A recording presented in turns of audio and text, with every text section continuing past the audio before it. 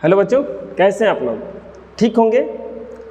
तो कल हम आप लोग को हृदय का क्रिया विधि बताए थे। हृदय के बारे में बताए थे कि संरचना किस तरह से वो काम करता है, क्या क्या होता है हृदय में। आज हम लोग हृदय का क्रिया विधि पढ़ेंगे। हृदय का क्रिया विधि की काम कैसे करता है, क्या होता है, रक्त को लाने का काम कैसे रक्त को लाता है, कैसे रक्त को ले जाता है, ये सब देखेंगे हम लोग। अगर आप आज नए हैं तो कल वाला वीडियो देखिए, इससे पिछले वाला पार्ट 1 इसका देख लीजिए, तब आपको अच्छा से समझ में आएगा पूरा तरह से। देखिए, हमारे शरीर में रक्त जो है पूरे शरीर में फैला हुआ है, और इस पूरे शरीर में रक्त को फैलाने का काम कौन करता है? ये हमारा हृदय ही करता है। ये हमारा पूरा ये हार्ट करता है। हार्ट ही पूरे शरीर में रक्त को भेजता रहता है। लेकिन ये रक्त भेजता किस क्रम में है, कैसा किस क्रम में कैसे कैसे भेजता है, तो देखिए इसका एक पूरा बायोडाटा बनता है, डायग्राम जैसा बनता है। ये हो गया हमारा, जैसे कि ये हो गया आपका ऊतक। ऊतक में ही जाता है माइटोकॉन्ड्रिया वगैरह में ऑक्सीजन जाता है, उसको ले जाने का काम कौन करता है? ऑक्सीजन। ऊतक या कोशिकाओं, पूरा जो सूक्ष्म हमारी सूक्ष्म हृदय शरीर की जो कार्यात्मक इकाई उस कोशिका कहा जाता है। तो ऊतकों में जो रक्त जाता है, ऊतकों से रक्त जाता है केशिकाओं में। हमारे शरीर में बहुत पतली पतली सूक्ष्मवत केशिकाएं हैं, तो इन केशिकाओं में रक्त जाता है। केशिकाओं में रक्त जाने के बाद ये रक्त पहुंचता है शिराओं में। कहाँ पहुंचता है? शिराओं में। शिरा किसको कहा जाता है? जिसमें अशुद्ध रक्त बहता है। ये देखिए, ये ऊतक से निकला, ये अशुद्ध रक्त निकला, ये कहाँ पहुंचता है? केशिकाओं में। केशिकाओं से कहाँ पहुंचता है? शिराओं में। शिराएं, बहुत सारी शिराएं जुड़ करके एक जगह महाशिरा बनाती है। तो ये जो शरीर का रक्त है ये चला गया महाशिरा। कहाँ चला गया? महाशिरा में। क्योंकि बहुत सारी शिराएं तो जाकर के हृदय में खुलती नहीं है। हृदय में पढ़ता है कि महाशिरा, 2 महाशिरा खुलता है, एक ऊपर से खुलता है, एक नीचे से खुलता है। एक अग्र महाशिरा कहा जाता है, एक को पश्च महाशिरा कहा जाता है। तो ये हमारा ऊतक हो गया। ऊतक से चला केशिका में, केशिका से शिराओं में, शिराओं से महाशिरा में। महाशिरा जो जाके खुलता है वो खुलता है, हमारा रक्त शरीर के हृदय के किस भाग में पहुंचता है? तो दायां आलिंद में पहुंचता है। ये महाशिरा से पहुंचता है दायां आलिंद में। अब ये दायां आलिंद से रक्त कहाँ पहुंचेगा? तो दायां आलिंद से पहुंचता है सीधे बायां आलिंद में। बायां आलिंद में, दायां आलिंद से दायां निलय में। दायां निलय में। अब ये दायां निलय में जाने के लिए, ये दायां निलय में जाने के लिए किस रास्ता का प्रयोग करता है? तो आपको पता होना चाहिए कि हृदय हो गया, पूरा चैम्बर हो गया इस तरह से। तो यहाँ पे एक भाल्व लगा रहता है जिसको त्रिकपाटीय भाल्व कहा जाता है। तो यहाँ पे जब रक्त आता है तो ये प्रेशर देता है। अब प्रेशर देने के बाद ये खुलता है जब, तो ये त्रिकपाटीय भाल्व से कहाँ चला जाता है? दायां निलय में। ये जो ये किस रास्ते जाता है? त्रिकपाटीय वाल्व, या इंग्लिश में इसको होता है ट्राइस्कुपिड भाल्व। ठीक है, तो यहां से ये इस भाल्व के द्वारा इसमें प्रवेश करता है। अब देखिए, ये बिना ऑक्सीजन वाला है। तो अब बताइए ये रक्त क्या करेगा? यहां से फिर से निकलेगा और ये फुफ्फुस चांप निकलता है यहां से, और फुफ्फुस चांप से फुफ्फुस धमनी में पहुंचेगा। यानी कि हमारा जो दायां निलय से रक्त जाता है वो कहां जाता है? फुफ्फुस धमनी में। कहाँ जाता है? फुफ्फुस धमनी में। अब ये फुफ्फुस धमनी जो है, कहाँ रक्त को? फुफ्फुस धमनी के जहाँ से शुरू होता है उसको फुफ्फुस चांप कहा जाता है। फुफ्फुस धमनी जहाँ से शुरू होता है उसको फुफ्फुस चांप कहा जाता है। समझिएगा ध्यान से, हम इसमें दिखा रहे हैं। देखिए,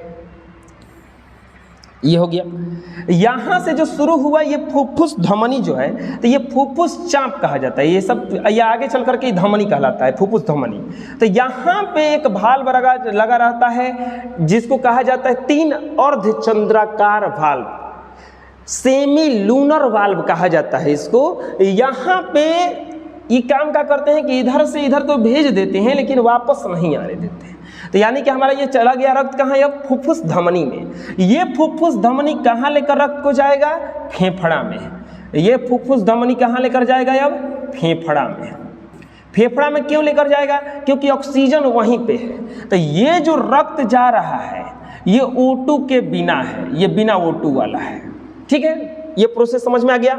ऊतक से कोशिका, केशिका, ऊतक से केशिका, केशिका से सीरा, सीरा से महासीरा, महासीरा से दयालिन, दयालिन से दयानिलय, दयानिलय से फुफ्फुस धमनी, फुफ्फुस धमनी से फेफड़ा। ये बिना ऑक्सीजन वाला है। ये जो भी रक्त है बिना ऑक्सीजन वाला है। पूरा प्रोसेस समझ में आ गया। दयालिन से दयानिलय में पार करने के लिए त्रिकपाटीय भाल्व को पार करना पड़ता है, त्रिकपाटीय भाल्व। अब बताएंगे हम इसमें कि ये सब किस तरह से काम करता है, आखिर जाता कैसे है। ये बिना O2 का है। अब फेफड़ा में जा करके ये रक्त जो है एक्सचेंज कर लिया।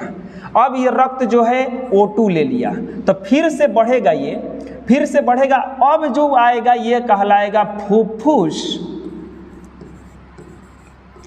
फुफ्फुस सीरा, फुफ्फुस सीरा। ठीक, ये जो रक्त है अब O2 के साथ में है।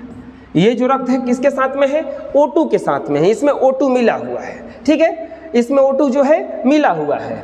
अब यहाँ से फुफ्फुस सीरा से जब चला रक्त अब कहाँ पहुँचेगा, तो ये पहुँचेगा आपका दायां निलय में कि बायां निलय में, बताइए जल्दी से। तो फुफ्फुस सीरा से जब चला तो ये बायां निलय में पहुँचेगा, बायां निलय, सॉरी बायां अलिंद में। कहाँ पहुँचेगा ये, बायां अलिंद में पहुँचेगा। ये जाके अब फिर से हृदय में गया, बायां अलिंद में। बायां अलिंद से पार करने के, बायां अलिंद से जाएगा ये बायां निलय में। कहाँ जाएगा ये, बायां निलय में जाएगा। सुनिएगा ध्यान से। ये बायां निलय को पार करने के लिए, बायां अलिंद से बायां निलय को पार करने के लिए यहाँ पे एक भाल्व लगा हुआ है जिसको कहा जाता है बाइस्कोपिड भाल्व। बाइस्कोपिड भाल्व, यहाँ से ये बाइस्कोपिड भाल्व, यानी कि इसको कहा जाता है द्विकपाटीय, द्विकपाटीय भाल्व, द्विकपाटीय वाल्व। याद हो जाएगा।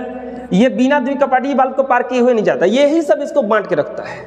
बायां अलिंद से कहाँ चला गया ये, बायां निलय में। अब यहाँ से देखिए बायां निलय से अब रक्त इसको तो रखेगा नहीं। ये हार्ट का काम क्या है कि रक्त को बस लाना है भेजना है, लाना है भेजना है, लाना है भेजना है, अपने पास नहीं रखना है। तो अब यहाँ से बायां निलय से ये रक्त फिर से निकलता है और ये चला जाता है अब महाधमनी, महाधमनी में।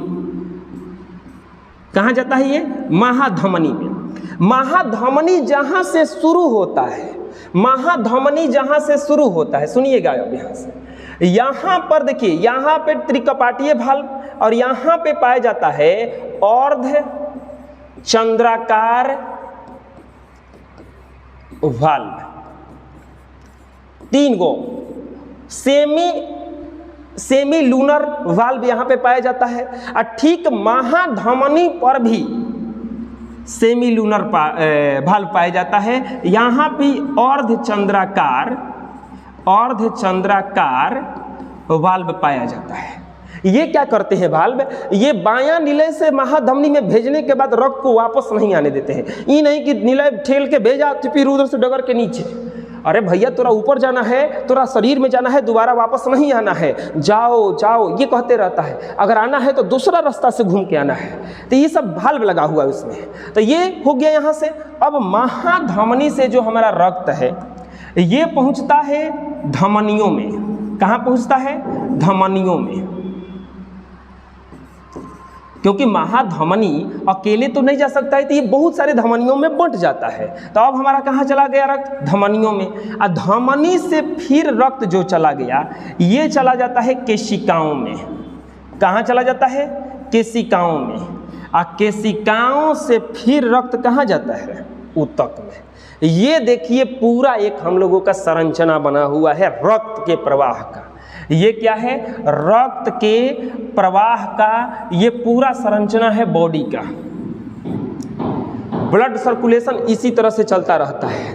ऊतक ऊतक से केशिका, केशिका से शिरा, शिराएं, शिराओं या शिरा से महाशिरा, महाशिरा से दयालिंद, दयालिंद से दयानिलय, दयानिलय से फुफ्फुस धमनी, फुफ्फुस धमनी से फेफड़ा, फेफड़ा से फुफ्फुस शिरा, फुफ्फुस शिरा से बयालिंद, बयालिंद से बयानिलय, बयानिलय से महाधमनी, धमनी से धमनियाँ, केशिकाओं, फिर ऊतक।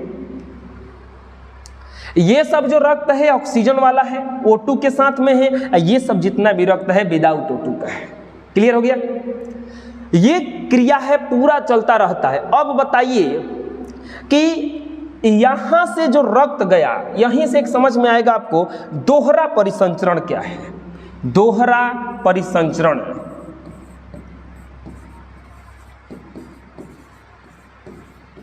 द्विगुण परिवहन कहा जाता है। देखिए यहां पे, यहां से रक्त चला था तो सबसे पहले हृदय में पहुंचा, हृदय में पहुंचा। यहां पे ये हृदय ही है। यहां से रक्त चला तो ये हृदय में पहुंचा। अब फिर ये हृदय से पहुंच करके फिर निकल के फेफड़ा में गया। अब फिर यह रक्त फिर से यहां देखिए हृदय में पहुंचा। यानी कि एक ही रक्त हृदय से कितना बार होके जाता है? 2 बार। इसी प्रक्रिया को दोहरा परिसंचरण कहा जाता है। तो इसका ऑब्जेक्टिव आएगा कि दोहरा परिसंचरण क्यों होता है। इसमें इसे क्वेश्चन आएगा कि दोहरा परिसंचरण किसको कहा जाता है? रक्त का एक परिवहन पूरा करने के लिए, रक्त का एक परिवहन को पूरा करने के लिए हृदय से रक्त को 2 बार गुजरना पड़ता है। इसी प्रक्रिया को दोहरा परिसंचरण कहा जाता है। अब जैसे कि यहां से हो गया दोहरा परिसंचरण, ये पूरा प्रोसेस चलता रहता है। अब हम लोग समझेंगे कि ये प्रोसेस चलता किस कारण से है, ये प्रोसेस चलता किस कारण से है।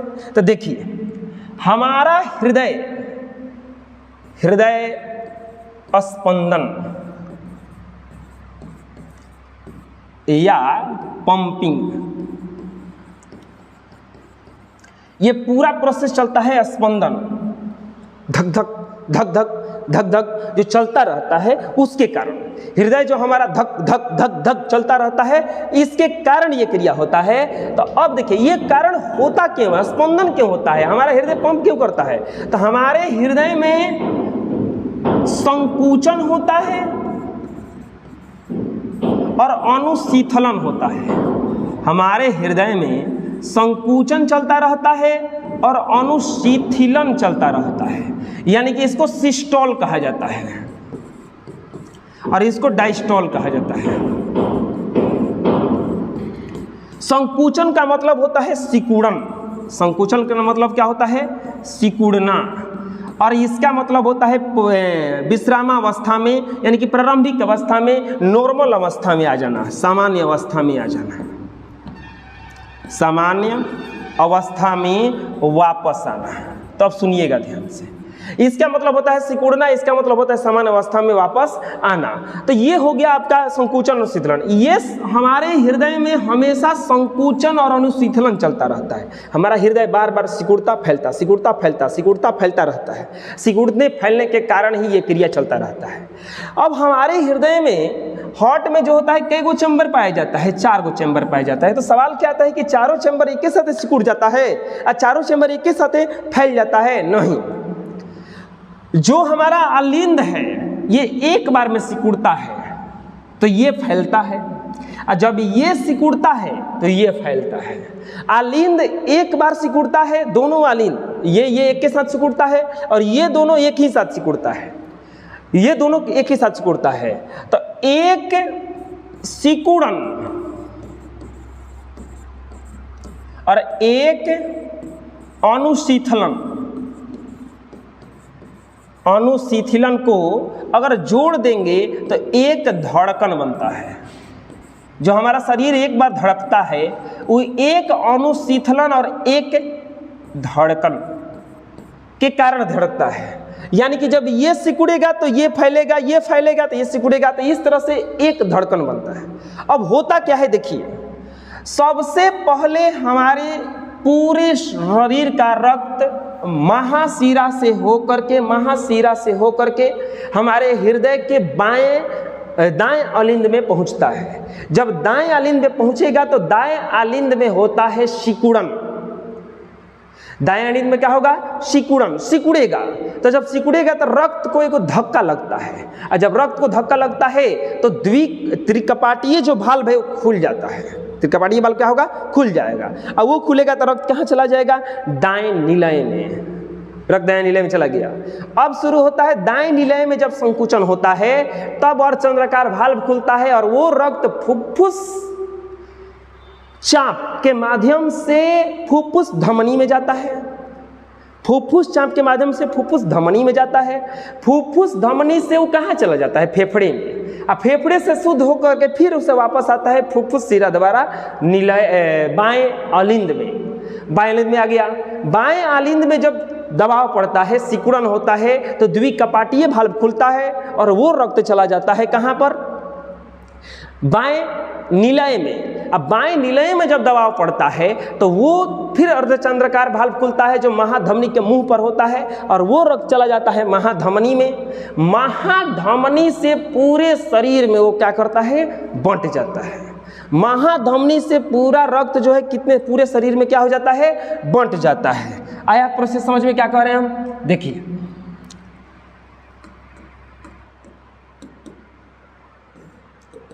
सबसे पहले रक्त जो होता है यहाँ पे आता है। ये दो प्रकार का, ये अग्र महाशिरा है, ये पश्च महाशिरा है। यहाँ से ये आकर के खुला। जब इसमें दबाव पड़ता है तो ये खुलता है, ये खुलता है तो यहाँ पे रक्त आता है। जब इसमें दबाव पड़ता है तो ये खुलता है, ये खुलता है तो रक्त यहाँ जाता है। ये रक्त चला जा गया फेफड़ा में। फेफड़ा में जब फिर से वापस आएगा इन दोनों के माध्यम से, इसमें दबाव पड़ता है तो ये खुलता है, इसमें आ जाता है। इसमें दबाव पड़ता है, ये खुलता है, इसमें आ जाता है। अब पूरे शरीर में क्या हो जाता है? फैल जाता है। पूरे शरीर में क्या हो जाता है? यहाँ पे फैल जाता है।